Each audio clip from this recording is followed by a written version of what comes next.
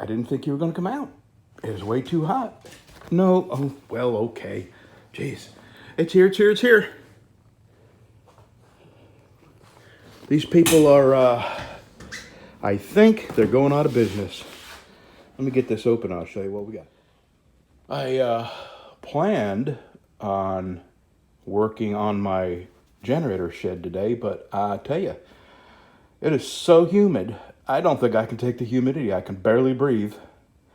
So I may be working in the knife shop today. I just got some wood in from Arizona Ironwood. Let me and I bought it because if I'm understanding correctly, the guy who owns it is fixing to retire, and they've got stuff really marked down. Yeah, here it is. Arizona Ironwood, that's their website, ArizonaIronwood.com, and that's what I know how much this small box, I know how much it costs to ship that. It's right at $7, so I don't know why they charge me so much. This is box elder burl. This is Chechen burl. Beautiful, huh? This is maple burl. Gorgeous, gorgeous. This is big enough for a Texas rumble handle. And what was that?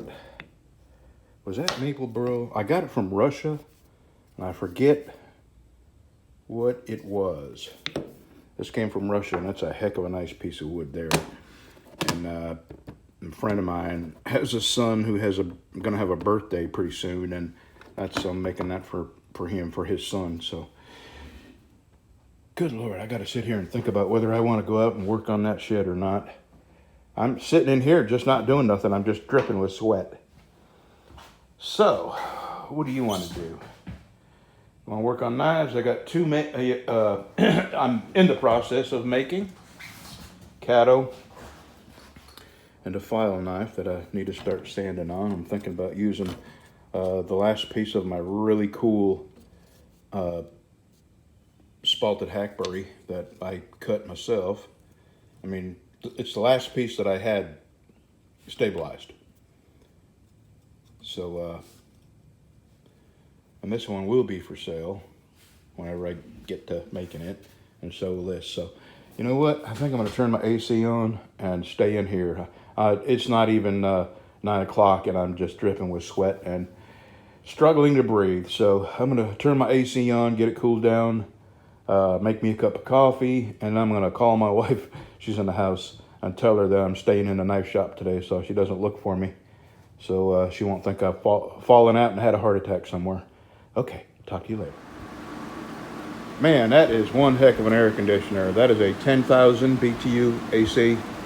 I've only been gone long enough to make this cup of coffee, so 6 or 7 minutes.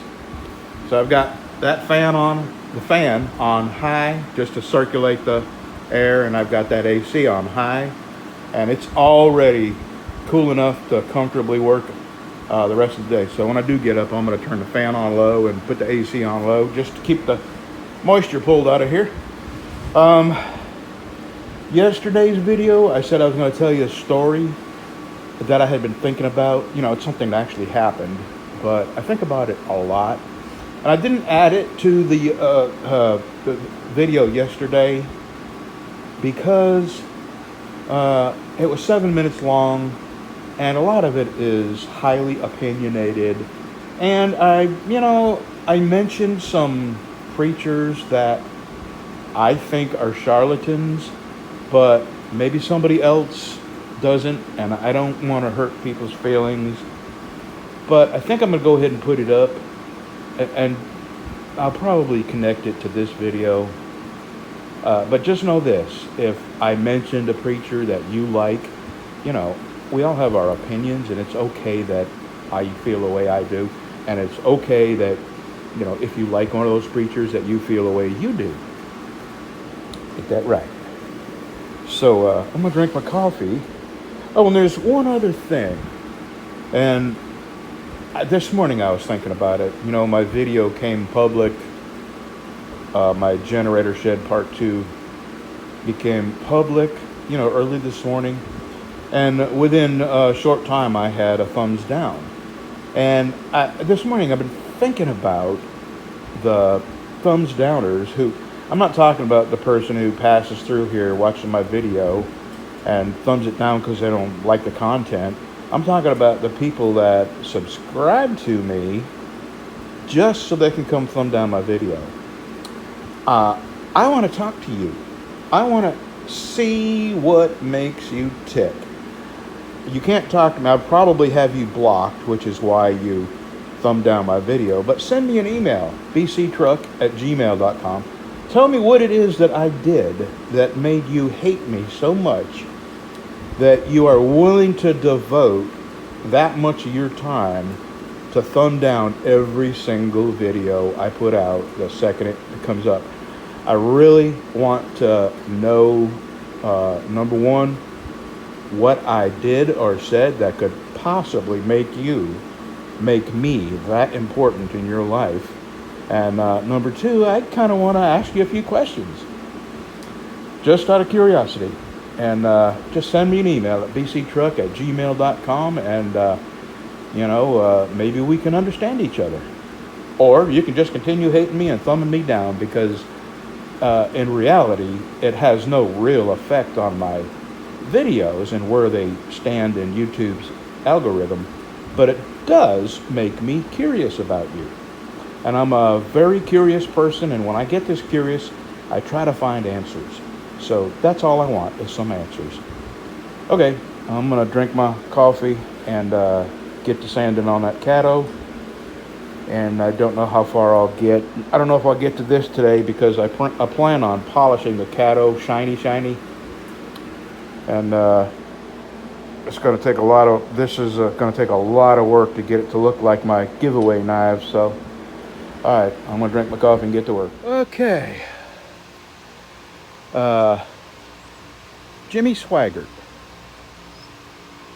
Benny Hinn, Jim Baker, Jim and Tammy. Let's see, who else? Who's that guy in Houston? Not Houston, he's in Dallas. And they have arrested him over and over for tax fraud. And he keeps coming back with new... Yeah, he talks in tongues. He talks in tongues, blah, blah, blah, blah, blah. Yeah, I can't remember his name. Yeah, I woke up one morning to him singing, "Thank you, Jesus." Yeah.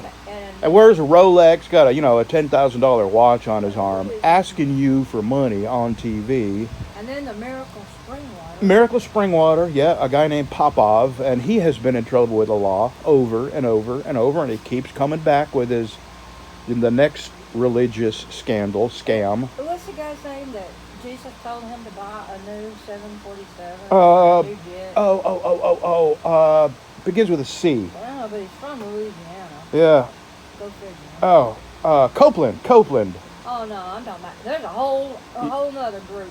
Well, Copeland's the one that said, isn't it? He the one that bought for his, handful of other religious scammers, a private jet from a football player, and he said, well, we had to buy it because he sold it to us so cheap. Anyway, yeah, that's Copeland, I believe. But there was another one. Yeah. The one that said God told him to buy 7 suits. 7 suits. Yeah, he had to have 7. And then you got the smiling preacher down in Houston. Joel Osteen. Don't get me started.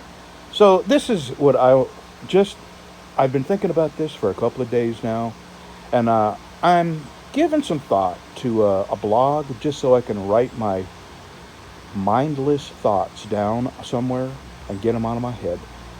Here's something I was thinking about. I would like to write a blog post on. I don't have a blog yet. I'm thinking about it. I'm also thinking about writing a very small book and putting my poems in them, even though they're not, professional style poems. They're just some guy that likes to tell a story and make words rhyme. So, and me too. I want to write a book.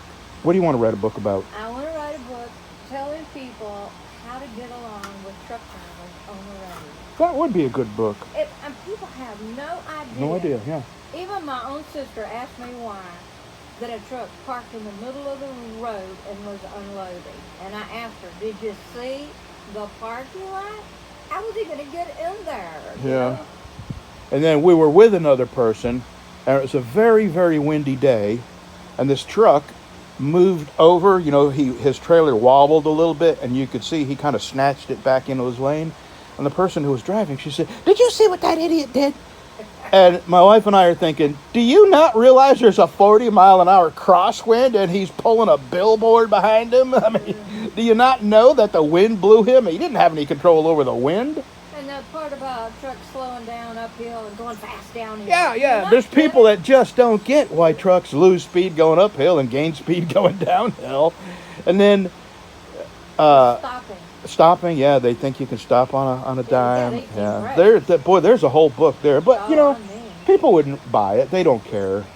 Nobody really wants to know that kind of stuff. And here's the last thing: people would get mad when their kids would come up and pump their arm, wanting me to honk my horn.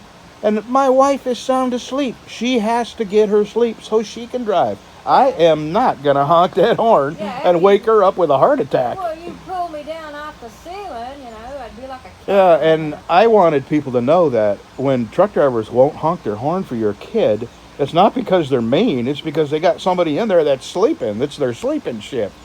And if you want them to be kind to you and give you the quietest, smoothest ride that they can give you while you're asleep, you got to put the same kind of effort into not making noise and listening to loud radio and hitting bumps you can avoid and not coming to abrupt stops to wake them up.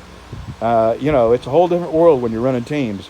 Well, I think my book would be good because I would give them an idea of what truckers think of four-wheelers versus what four-wheelers think of truckers. Okay, I've got way off topic here. Okay. I want to talk about this church that we go by frequently, and we've watched this church evolve. I'm going to call it a mega church. And it's up on a hill overlooking Bossier City, and it's surrounded by people who live in poverty.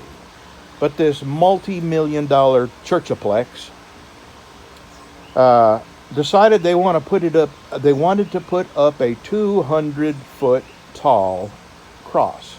Well, the city wouldn't let them. They had ordinances against things over a certain height because we have Barksdale Air Force Base here, and the planes come in, low to land. So you can't go sticking something up, 200 feet tall when they got to come in at 100 feet. It's just...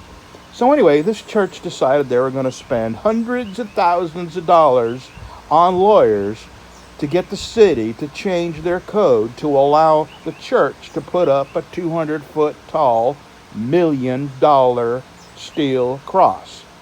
That's the kind of church I'm talking about. And all those people around this church that are living in poverty, suffering, hungry, leaks in the roofs, and this church is spending people's tithing money. Even the frog one should have done it. Well, they can scroll forward if they don't want to hear me. I will not know. So I've been thinking about that. Every time I go by that cross, I think about the ostentatious waste of wealth that did not belong to them. It belonged to the people of that church.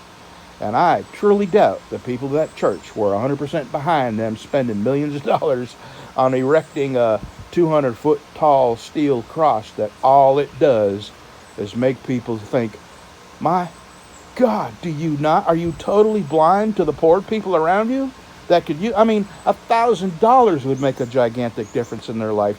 And you spent millions of dollars on lawyers and construction, and that cross is not bringing people to Christ. It's making people realize that going to church is a complete waste of their time because Jesus is not there. And anyway, I was going to write about that, but I just told you about it, so now I don't need to. Okay, I'm going to drink my water and cool down and sit about 35 more minutes and go on back out there.